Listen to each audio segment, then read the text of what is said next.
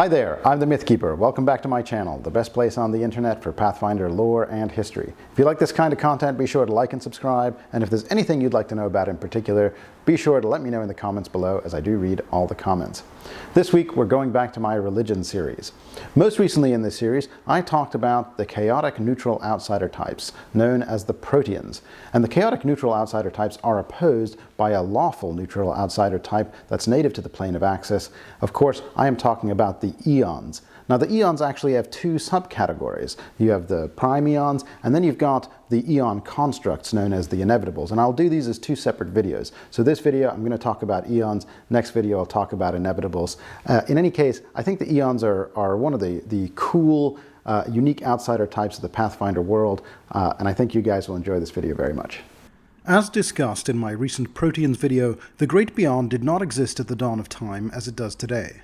Before the inner sphere and the outer sphere, there was a great sea, the Maelstrom, and to its natural denizens, the Proteans, it appeared to be all there was and could be, a chaotic and uncontrolled ocean of potentiality.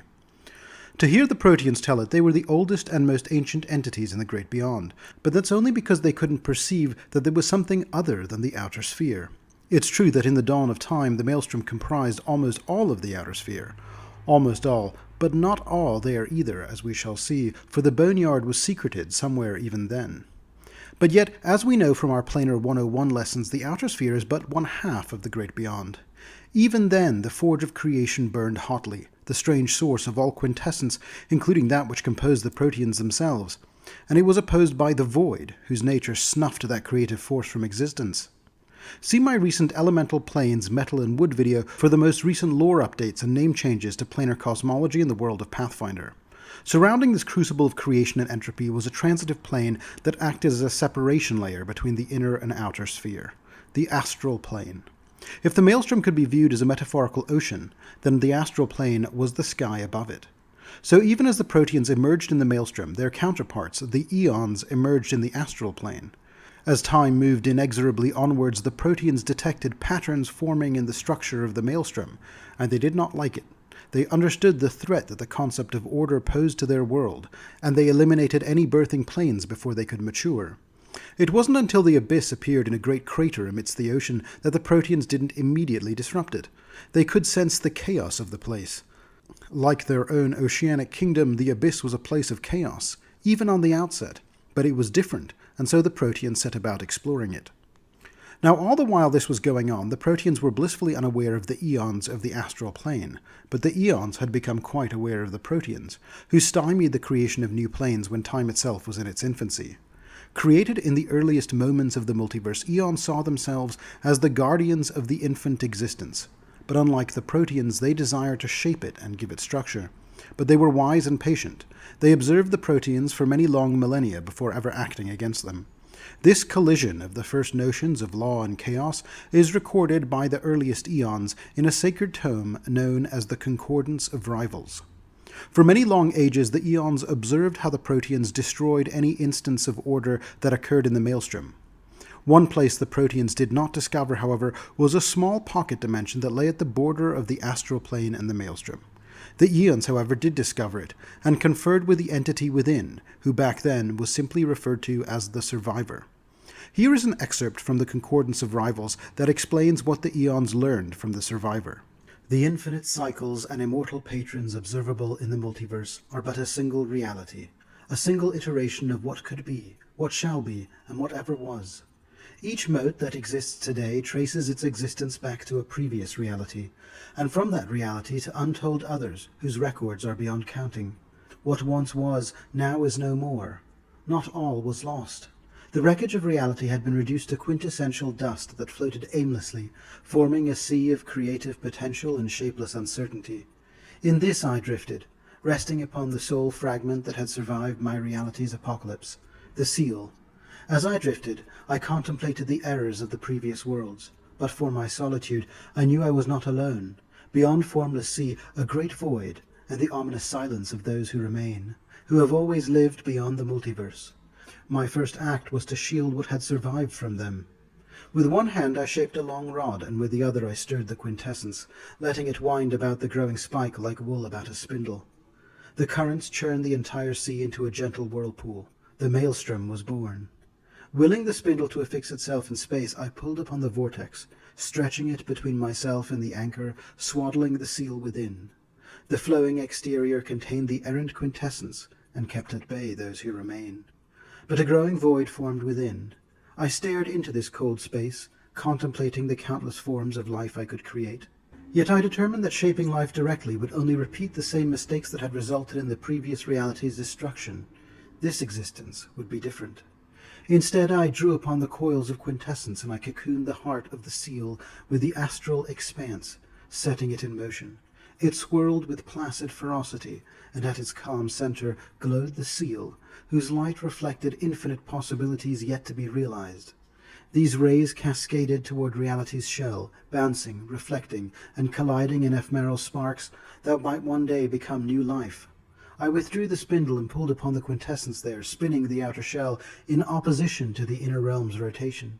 At their boundary, the realm spawned astral eddies and whirls of creative force. The coursing countermotion begat roaring storms that danced across its surface. As these storms collided, they dissipated. Yet one grew larger and larger as it churned old memories of the previous reality within the tiny motes of its quintessence. At last the great vortex of the astral plane grew 4 limbs and tore itself free. The monad. The monad innately understood purpose. Yet for having been born of the substance of the previous reality, this creature seemed a creation entirely of this new universe, and dedicated itself to its preservation. I acknowledged the being and tasked it with sustaining what I had set in motion. If it acknowledged me in return, it showed no sign, merely fading into the bubble and dispersing. Within moments the tiny eddies spun off miniature versions of itself, each of which set about stitching the shell where it tore, reinforcing where it grew thin, and monitoring for future damage. Content, I looked back at the seal, nestled deep in the heart of the new reality. In those first sparks of life I could read the countless possibilities that awaited these nascent creatures, each branching to beget millions of other creatures that would fill reality before their individual threads would thin and break. The pattern cascaded across the multiverse, weaving in and out of the quintessence with the promised legends of eons to come. Of course we know now that in time the survivor would become known as Pharasma, and her spindle would become the Spire, with the plateau near its peak known as the Boneyard, which she made her domain. In meeting with the survivor, the Aeons understood their purpose. They had been created by her, inadvertently at first, but they knew her mission. Reality needed protection, and their first challenge was overcoming the zealous guardians of the primordial chaos, the Proteans. Opportunity came when the Proteans began exploring the abyss and encountered the Clipoths. The war between the two forces of chaos distracted the Proteans, and the Aeons set to work. At the base of the survivor's spindle they worked. They created a vast blank field of rock and mineral, which at the time they called Axis, and they imbued it with some of the spirit of the monad, the first Aeon. This was the germination of a new entity, which would come to be known as the Godmind, but at first it lay dormant. It required other things in place in the nascent reality before it could shape its own reality. This happened not long after Axis was paved by the Aeons. According to the Windsong Testaments, Ehis and Asmodeus, 2 brothers, were 2 of the first 8 deities of this incarnation of reality, born when Pharasma used the seal to will existence into being. They were the first to grant autonomy to the beings that lived within the seal, the first souls of the living, and the foundation of the River of Souls was created. As the mortal creations of the gods built their first societies and civilizations, this was all that Axis needed. With new direction, the rocky wasteland began reshaping itself, creating homes, raising edifices, and extending boulevards countless miles in every direction. Highest of these, yet still overshadowed by the growing spindle, were 3 titanic crystal shards that lodged themselves at the border of the growing city of cities, Axis. Imbued with the inventive possibilities of chaos, yet wholly reflecting the order around it, this triple monument resonated with power and blazed with light. These were the threefold pillars, the physical reflection of Axis's Godmind that was shaping the city. From the astral plane, a legion of Aeons stood in the waiting. Taking the form of the earliest mortal lives, these Aeons were the Axiomites, and they settled quickly into the city, shoring up its defenses, knowing full well that the Protean retaliation would be swift and terrible. The incursion of order into the outer sphere was a terrible violation of everything the Proteans believed in. As soon as the Proteans sensed the presence of the great city erecting its walls around the threefold pillars, they dispatched a trio of elder Proteans to approach Axis, demanding it cease its expansion and cede itself back to the primal chaos. The Axiomites naturally rebuked the envoys and prepared for war. Only a day later the invasion began. The Aeons and the Proteans clashed for the first time, turning the field beyond Axis's walls into charnel wastelands. The Proteans had grown skilled in warfare in their long years of battle with the Clipoths, and though the Aeons had long studied them, their unpredictable tactics almost proved the ruin of Axis from the very start. However, despite suffering tremendous losses, the initial invasion failed, and when the Proteans went to regroup, the Aeons knew they would need a new strategy to win the day. The Axiomites used the reprieve to consult with the Godmind. Using its wisdom and divine power, the Axiomites crafted the first inevitables. I will do a future video just on the inevitables, but for now know that the inevitable is a subtype of Aeon, a god construct powered by the divine energy and the power of law to keep the universe ordered and to fight the forces of chaos. With the help of these tireless inevitables, the Proteans lost all hope of destroying the city, but they never relented in their quest, and thus this terrible conflict ground to a stalemate. The current state of affairs is a cold war between the forces of Axis and the Maelstrom that has never ended and likely never will. Today, the Aeons continue to serve the function of providing cosmic balance to the great beyond. Although the Aeons were originally formed from the raw eddies of the astral plane, in the same way the Proteans came from the churning waters of the Maelstrom, today the most abundant and common Aeon form are the Axiomites of Axis. In this way, the Aeons can be seen as having two distinct subtypes. The Axiomites, and their powerful divinity known as the Godmind, serving the forces of order and law, and the Aeons that are still birthed in the astral plane, and their powerful divinity known as the monad, or the condition of all, which are often seen as forces of law, but in truth their mission is a little more complex than that. The monad recognizes that a completely ordered system and a completely chaotic system are in fact indistinguishable from each other. Complex systems, like the universe and the great beyond, only function at the point of perfect balance between order and chaos. Thus, these Aeons actually serve the force of balance, more so than the force of law, a nuance lost on those who see the Axiomites as the primary reflection of the Aeons. In fact, the close association between the Aeons and the force of law is principally due to the fact that at the dawn of time, the power of chaos greatly outmeasured the power of law. But it is not impossible to imagine a time when the monad must make a different choice to secure the continuity of the universe. Along with Pharasma, the monad is one of the few entities with knowledge of the previous universe and its purpose. Though an abstruse entity, it is always trying to do whatever it takes to preserve the delicate balance of this universe and assure its continued existence for as long as possible. In this way, the Aeons can also be seen as the guardians of cosmic continuity. Because the challenges they confront are eternal in nature, they can sometimes seem aloof. Indeed, although it is a deity, unlike good divinities like Sarenrae or Iomedae, the monad offers no counsel to individuals regarding their responsibilities towards others, nor does it encourage altruism or even generosity. Neither does it have the ethos of evil deities like Asmodeus or Norgorber, which advises their followers to be self-serving and to seek power. The monad's view is instead so long-term and so vast that it views such ethical questions as outside its purview altogether. This is a difficult deity for humanoids to comprehend. The one lesson it imparts, if it can be viewed as that, is to take the long view and always attempt to see the big picture. Yet still, for all its obtuseness, the Aeons and the monad do have small cults of worshippers on mortal worlds. These cults are known as the Equator sects. A cleric of an Equator sect is dedicated to upholding the principles of cosmic balance within the realm of mortals. They will actively engage in rectifying imbalances at a regional level, firmly believing that their actions contribute to the preservation of overall equilibrium throughout the multiverse, a duty they associate with the monad. Their endeavors primarily address imbalances that fall outside the direct oversight of common Aeon types. For instance, Equators may labor to maintain equilibrium between civilization and wilderness, or between the states of health and sickness. Additionally, Equator sects indirectly support the work of the Aeons. While they may not actively seek to close active planar breaches, a task left to the Bythos, sect members often serve as guides, ushering travelers towards stable and approved planar portals. Many Equator sects gain renown for their expertise in specific domains, and their members can ascend to prominence as scholars, thanks to their contributions to their respective sects. These intellectuals adeptly wield their influence to further the objectives of their sect and even recruit like-minded academics. Their unique abilities to consider both sides of a conflict and strive for an equitable balance make equitors stand out as exceptional lawyers and judges. Given the abstract and distant nature of the monad compared to other gods that oversee various aspects of existence, equitors often rely on the guidance offered by a lesser Aeon. Many sect members excel at conjuring Aeons to seek counsel or approval. Interactions with Aeons can be confusing to the layperson, and equitors often specialize in interpreting their expressions, using various studied logic-based principles to probe their opinions. While some Aeons are wary of such inquiries, others value the enthusiasm of mortals who contribute to their pursuit.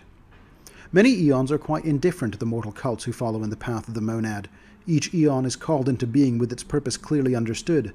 The Axiomites build and defend the city of Axis. The Bythos monitor planar travel, and so on and so forth. In this way, each Aeon is so filled with its own purpose, it has little time to worry about how mortals feel about what they're doing. The types of Aeons. The Aeons who serve law are the Axiomites, and they are simultaneously the most specialized and yet most abundant Aeon form. The stewards of the ancient colossal city of Axis, Axiomites represent the fundamental search for order. According to their own legends, the first Axiomites sprang from the raw mathematical underpinnings of the cosmos, long before the first gods began to stir. They are the personification of a primordial reality made flesh, in an attempt to understand itself. Most recognize this tale to be apocryphal, however, and that their true origin dates back to the foundations of Axis, and that they descend directly from the monad, much like all other Aeons. However, they remain a breed apart, as native servants of the City of Law. Axiomite society is broken into 3 divisions, each with its own duty and purpose. One devotes itself to the construction and maintenance of the inevitables, another to the expansion and construction of their city, and the third to continuing the exploration and calculation of the laws and constants that underlie all of reality. The great divinity they serve is the Godmind, which is not so much a distinct entity as it is a gestalt mind formed by the Axiomite collective. New Axiomites are formed from dead souls, much like Celestials and Fiends are, with spirits drawn across the universe to one of the Axiomites' humming crystal monoliths, emerging later as a purified creature of law and theory. A particular Axiomite may look like any humanoid-shaped creature, except it is always beautiful and perfect. Elvish forms are particularly common, even if the ascendant creature was originally human, dwarven, or other related ancestry. The particular form an Axiomite takes, however, does not affect its abilities in any way. Surrounding this form, clouds of glowing crystalline dust that constantly swirl and congeal into complex tangles of symbols and equations make them appear as literal creatures of pure mathematical law. The remaining Aeons we will discuss from least to greatest. Each of these Aeons originate in the astral plane and represents some kind of balance. Paracletus. Appearing as a small cluster of shimmering lights that float in the air, orbited by multiple vibrant crystals and gemstones, the Paracletus are Aeons of emotions. They serve the balance force between logic and passion. If it can do so, a Paracletus avoids direct combat, and uses its emotion aura to influence situations instead. If pressed to defend itself, it flies at its opponents, slamming into them and discharging electrical jolts of energy, in addition to buffeting them with its crystalline components. The crystals that orbit a Paracletus are solidified aspects of logic, while the swirling vapors and lights that make up its central mass are manifestations of raw emotion. When a Paracletus is slain, both the crystal and the vapors fade away into nothingness. Like many lesser outsider types, the Paracletus can often be found in the material plane, serving as a familiar to spellcasters. Synesis. This hourglass-shaped creature is a pair of 3-fingered arms and appears composed of cosmic star stuff. Synesis Aeons oversee the balance between magic and technology. At times, they serve as dispassionate muses to great thinkers, facilitating discoveries and pushing cultures to new heights. In the blink of an eye, however, a Synesis might destroy a philosopher whose hypothesis could one day threaten the balance. Synesis Aeons often gravitate towards powerful spellcasters and scientists, steering them towards actions that stave off planar entropy or serve even more esoteric goals. Otheos. 4 limbs, 2 black and 2 white, reach out from a swirling vortex of pulsing lights and deep darkness. Enigmatic and ephemeral, Otheoses are stewards of the balance between light and dark. Otheoses seek out supernatural sources of light and dark that unnaturally prolong exposure to one or the other and work to restore the natural order. They may be encountered studying sources of light or observing large objects casting shadows. They're just as likely to assist in the repair of a light source as they are to seek the destruction of an object casting too much shadow. These Aeons also scout for breaches between the material plane and the plane of shadow, seeking to mend these rifts whenever possible. Arcana. This Aeon sports 4 grey arms and a sinuous tail projecting from a swirling mass resembling a giant eye. Arcanas bear charge over the duality of birth and death. They perceive the existence of living things as crucial to maintaining cosmic balance. They also understand the profound influence living things have on the cosmos, and if left untended, its ability to create terrible consequences. In this circumstance, life must give way to death. Arcanas wander the byways of the multiverse, constantly on the hunt for imbalances in life. How they judge these imbalances is not well understood by non-Aeons, and the Aeons themselves are singularly unmotivated to justify their own actions. As a result, the focus of Arcana's attacks and attentions usually seem arbitrary or even random to most creatures. Agnoia. This cylindrical Aeon is composed of a pale fog and dark shadows, and it stands on 3 clawed feet. 3 pale arms jut from around the column, each ending with a hand that has a long black claw. Like all Aeons, Agnoias work to maintain a precarious cosmic balance.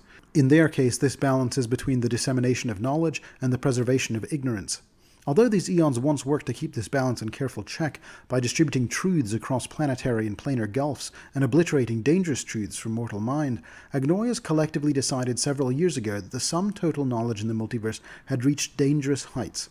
Creation had become too well informed to sustain redoubts of ignorance for long, and the balance Agnoias worked to maintain was in danger. As a group, the Agnoias agreed that they would wholly forsake their original duties regarding the spread of learning and instead focus on fostering ignorance, returning the multiverse to a safely unenlightened level.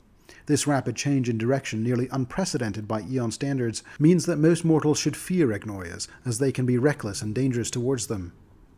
The Bythos.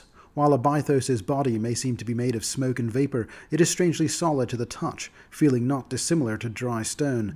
They are quite large Aeons, standing at 13 feet tall and weighing over 600 pounds despite their vaporous appearance. The Bythos are guardians of time and planar travel. Indeed, to Bythos, the act of aging is nothing more than a highly specialized method of travel. Although Bythos themselves have no additional method of traveling through time, they scour the multiverse, hunting for those creatures that do have the ability to time travel and may have abused it. Far more often, though, Bythos seek out abuses of planar travel, such as tears in reality, regions where planes overlap, or creatures that abuse the use of planar travel. In some cases, such distortions are ignored, but in others, a Bythos or even a full tribunal comes to assess and repair the damage. In most cases, repair is analogous to the death of the creature responsible for the distortions, but placing such creatures in temporal stasis can also solve the problem. Lepika. Lepikas, also known as the Lords of Karma, are among the highest order of Aeons. Shrouded in a dark cloak, these featureless Aeons have 4 forearms that each split off at the elbow and an eye on each of their 8 palms. Unlike other Aeons, their duality springs not from opposition, but from understanding that all actions and reactions are the crests and troughs of the cosmic wave. While it may seem to the casual observer that the Lords of Karma simply wander the universe looking for random events of importance from the momentous to the mundane, what they are actually observing is the rhythm of causality, the way that one action becomes another and affects everything in the grand scheme. Whatever they find, they inscribe in the cosmic memory of all Aeons, and occult scholars believe that this cosmic memory finds its way to the Akashic record, deep within the heart of the astral plane. These powerful creatures not only observe and report, they also meddle. Lepikas consider themselves the judges of willful karma, sometimes manipulating the cycle of mortal lives and reincarnations. This often leads to friction with psychopomps, other agents of purgatory, and those who would steal, use, or destroy souls, such as demons and night hags. The reason for these Aeons' interest is difficult to ascertain. There seems to be no overriding philosophy concerning the nature or purpose of the souls Lepikas manipulate. This has led to many occult scholars theorizing that the Lepikas' connection to the Akashic record is more direct, going so far as to suggest that these Aeons are in fact the agents of the record. Pleroma. The Pleroma is the most powerful of all the Aeons. As a manifestation of the opposing acts of creation and destruction, a Pleroma exists in a state of flux, its very form shifting between creation and oblivion within the ebon folds of its vaporous cloak. Indeed, within the shadows of this vaguely humanoid figure stirs swirling colors and spheres, as if the stars and galaxies of the universe itself can be seen just beyond it or through it. One who gazes upon a Pleroma could spend days studying the continual changes of its form, which most resemble the shifting of celestial bodies within the universe sped up at a pace to which the swirling galaxies and the tumble of planets form a strange dance. Pleromas view the concepts of creation and oblivion not so much as separate processes, but rather as two parts of a cyclical passage that everything in existence must explore. Pleromas guide this progression, ensuring everything remains balanced, such that whatever is created can be destroyed, and that nothing becomes so static that these two processes slow to a halt. For everything that attains a state of semi-permanence, there must be many more things that do not, or rather that cannot ever be reformed into a state of permanence. While Pleromas do ultimately serve eternity, they understand that eternity is cyclical, and infinity is something that repeats itself. Therefore, eternity and infinity are states that can be changed, altered, or swapped. Pleromas maintain such changes as necessary to keep the cosmos from becoming static and unbalanced, a state they refer to as the apocalypse or the end of everything. Of all the Aeons, Pleromas possess the strongest connection to the entity or concept they refer to as the monad. All Aeons believe themselves to be extensions of this entity, and while they act freely and independently of the entity, they always act within the constructs of its will or its needs. This behavior is not so much a state of servitude as symbiosis, in which the actions of the Pleromas are universally beneficial to both themselves and the entity they are a part of. Pleromas describe the monad as the sentience of the multiverse, from which all things are created through the recycling of everything that ever existed. The Aeon gods. There are only two significant divinities among the Aeons, the monad and the Godmind. The monad. Also sometimes called the condition of all, the monad is not so much an entity as it is an ancient blueprint that pervades and binds the entire spectrum of existence. It inherently lacks a specific form, and its presence is primarily felt through the actions of the multitude of Aeons that serve it. These Aeons act as its guiding force, originating spirit, and nexus of its thought. Indeed, the monad's interactions with Aeons is such that it behaves more like a plane of existence than a conventional deity, seemingly existing and acting beyond the cycle of souls. To the Aeons, the monad represents more than mere manifestation of the void preceding the cosmos. It embodies creation itself, the future's infinity, and the fundamental truth binding all of existence. It encompasses all of these aspects. The monad's objectives appear to revolve around maintaining the cosmic status quo. On the one hand, the entity seems content as long as the various planes remain in balance with each other. On the other hand, numerous Aeons seem to act as guardians of the multiverse, sustaining it according to an inscrutable model that many other beings find somewhat misaligned with the designs of the gods. Some have speculated that the reason for this inscrutability is that the monad may not merely serve as a figurative immune system for reality, but could be manifesting the lingering will of a prior existence, aiming to subtly reshape the present reality through interactions that manifest in unconventional ways. Naturally, the monad is an unconventional choice for a divine patron. Mortal worshippers, lacking the level of detachment and selflessness characteristic of Aeons, can only hope to connect with the monad on a philosophical level. In fact, it remains uncertain whether the monad is even aware of its worshippers at all. However, a rare few manage to tap into the condition of all, experiencing sudden insights and wordless directives, as though these contemplative individuals were budding Aeons themselves.